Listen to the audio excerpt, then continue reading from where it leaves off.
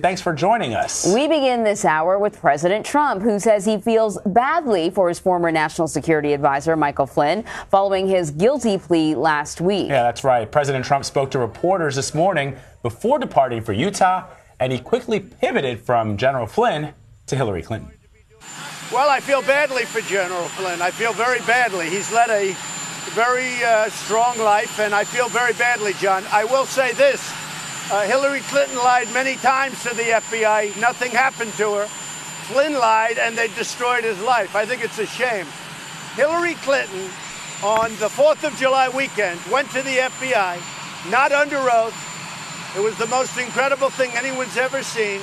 She lied many times. Nothing happened to her. Flynn lied, and it's like they ruined his life. It's very unfair. Thank you very much. So that was the president just before he departed for Utah. If you're like us, when you keep the president's tweets on mobile alerts, you'll note that the president tweeted a lot this weekend, including this tweet, slamming the FBI, tweeting the agency's reputation is what he called the worst in history. Fired FBI Director James Comey then responded with a quote from his own Capitol Hill testimony earlier this year, saying the FBI is honest, strong, and will always be independent. Margaret Brennan has more from the White House. It is stunning for any American president to publicly rebuke the law enforcement agency, but President Trump has been harshly critical of the FBI throughout its probe of his campaign's activities. Well, I feel badly for General Flynn. Before leaving the White House this morning, President Trump said Michael Flynn didn't deserve harsh treatment. On Friday, Flynn pleaded guilty to lying to the FBI about his contacts with Russia. The president then compared it to the FBI's treatment of Hillary Clinton. She lied many times. Nothing happened to her. Flynn lied, and it's like they ruined his life. Over the weekend, the president unleashed an attack on the FBI, saying on Twitter its reputation is in tatters and accused it of a dishonest investigation of Hillary Clinton. We swear to tell the truth. Former Director James Comey testified that the president fired him after the FBI did not honor a request to stop investigating Flynn as part of the Russia probe. What he wanted me to do was drop any investigation connected to Flynn's account of his conversations with the Russians. The president denied that account, but seemed to suggest that he was aware that Flynn had lied to the FBI, tweeting Saturday, quote, "I had to fire General Flynn because he lied to the vice president and the FBI," which raises new questions about what the president knew and when. South Carolina Republican Lindsey Graham warned the post appeared incriminating. You tweet and comment regarding ongoing criminal investigations at your own peril. I'd be careful if I were you, Mr. President. Sources close to the White House tell CBS News that in an unusual move, it was the president's lawyer, John Dowd, who helped write that tweet. Congressman Adam Schiff said it hurts the president. He wanted to protect Mike Flynn lying on his behalf. And then you do get very close to a case of obstruction of justice. The president's attorney, John Dowd, told CBS News that these questions of whether the president obstructed justice are, in his view, quote, the result of the arrogance and ignorance of the media and opposition. He argued that since the president is the chief law enforcement officer of the country, it is impossible, in his view, for the president to obstruct himself. Vlad and Emery. Let's bring in Anita Kumar. She's a White House correspondent for McClatchy, and she joins us now from D.C. Good to see you, Anita. Let's begin where Margaret left off. The president's attorney now arguing publicly that the president of the United States cannot obstruct justice. How significant of a development is that?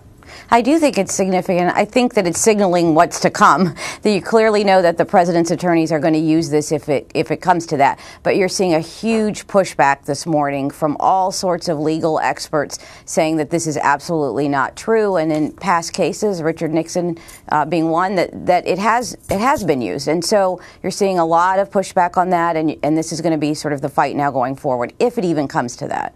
But here's a question, Anita, though. I mean, perhaps why the president's attorneys are signaling this is ultimately, no matter what happens in this Russia investigation, with a Republican-controlled Congress and a Republican president, it is up to lawmakers in his party to decide what to do with the president of the United States once Robert Mueller has finished his investigation. Right. A lot of it is about Congress. Obviously, Congress is investigating, and as you mentioned, they have control of both chambers of Congress. So, right, that's a different issue because that's a lot of political issues there going on there. Will a Republican majority, go through articles of impeachment? Will they proceed on Capitol Hill is a different question, I think. But you're right. I mean, obstruction of justice is often something that people talk about. But if you talk to legal experts, they actually say that's generally not the first charge. That's sort of an add-on charge if there are other charges that need to be made. So this explanation from the president's lawyer is coming after the president tweeted over the weekend had to fire General Flynn because he lied to the vice president and to the FBI. So we're now hearing the president's lawyer saying that he actually wrote the tweet or crafted it. How problematic is this, though, for the administration if you believe that you're one of those people that say, yes, the president can, in fact, obstruct justice, and this may perhaps be proof of an attempt to do so? Right. You saw a lot of people saying yesterday or over the weekend that this is very problematic for him. I mean, he was basically saying there in that tweet that he knew that Michael Flynn lied to the FBI, something that they had never said before. So you saw his attorney quickly say, or not so quickly, saying that he did it, that he created that tweet and wrote that tweet. And they've come out and said that publicly, but a lot of people are asking for proof. How can you show us that you did that? I don't know that that's generally how he tweets. I know oftentimes he'll dictate a tweet and an aide will type it up for him, but it's not known to us that attorneys are writing tweets that are then later sent out by a social media person, which is what they were saying there. Mm-hmm. So it's very interesting, and it opens up a whole can of worms for him. All right, Anita, let's switch gears here. The president also offered up his strongest statement to date in support of Alabama Senate candidate Roy Moore, and he wrote that in a tweet. He cited the small margin on the tax bill that just passed. It's interesting. Tell us about these conversations that are going on behind closed doors about Roy Moore now that we are just 8 days out from the election. Clearly, the president is reading the political winds. He's seeing the polls out there that show Republicans support Roy Moore in that state. Right. It's a lot of Republicans here in Washington that aren't supporting him, but in Alabama, the polls show that he still could win. It's still a very tight race. I don't think it's totally surprising because President Trump's one of his top aides, Kellyanne Conway, last week sort of signaled the same thing, which is votes in Congress are important and we really need his vote. So while, they may have problems and many people have problems with the accusations against them, the president clearly outlined in his tweet today what it was about. It wasn't just about tax reform.